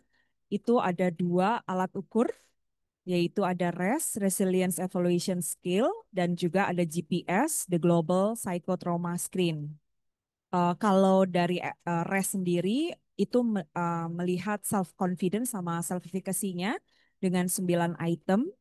Bisa digunakan 9 item maupun 8 item, tapi dicoba saja 9 item ya karena satu itu memang agak rendah korelasinya ya. Oke, kemudian untuk Global Psychotrauma Screen atau GPS ini itu ada 22 item ditambah 1 item keberfungsian, di mana 22 item ini terdiri dari 17 item gejala dan 5 item faktor risiko dan protektif. GPS ini sudah diadaptasi dan validasi untuk yang adult, di mana itu usianya 18 tahun ke atas. Kemudian untuk yang teen itu sudah diadaptasi tapi lagi dalam proses validasi. Sudah ada juga di webnya, akan tetapi ada disclaimer-nya untuk digunakan di Indonesia karena validasinya belum final. Dan untuk teen ini ada di 11 sampai 17 tahun. GPS sendiri ada yang untuk anak, akan tetapi belum diadaptasi maupun divalidasi di Indonesia. Jadi kepada ibu-ibu, bapak-bapak, mas, mbak, teman-teman yang ingin meneliti mengenai hal ini bisa juga menghubungi Mbak Indira untuk prosesnya.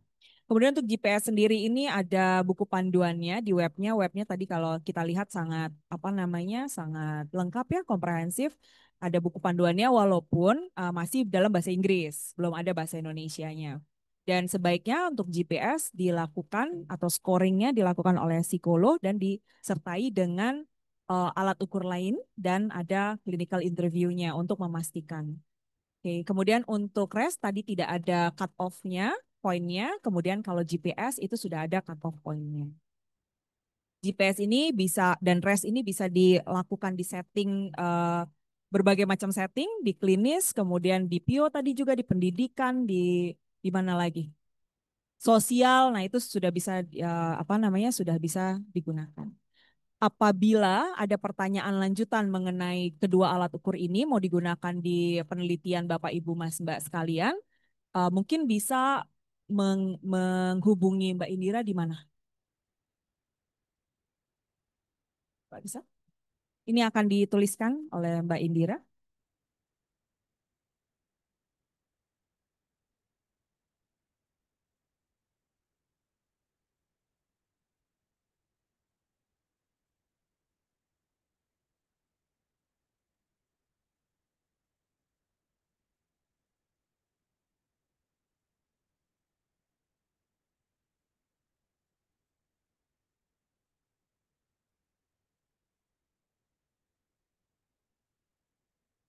Baik, email dari Mbak Indira sudah tersedia di chat room. Jadi silakan apabila Bapak Ibu Mas Mbak tertarik dengan alat ukur ini bisa berdiskusi lebih lanjut dengan Mbak Indira.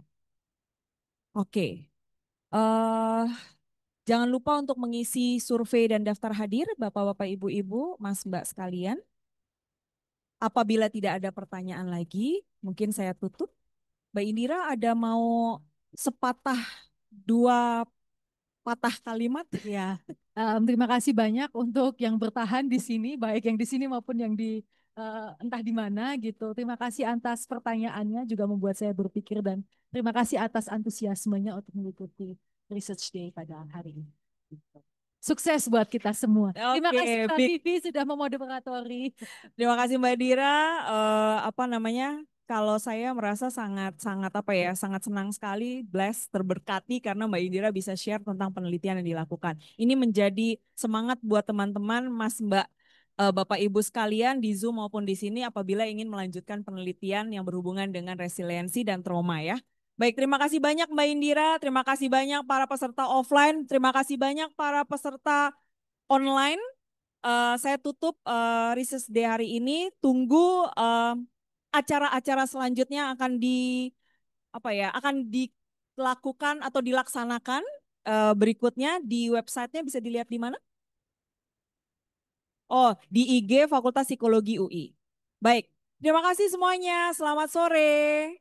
Terima kasih RPM kami dan teman-teman. Terima kasih kami.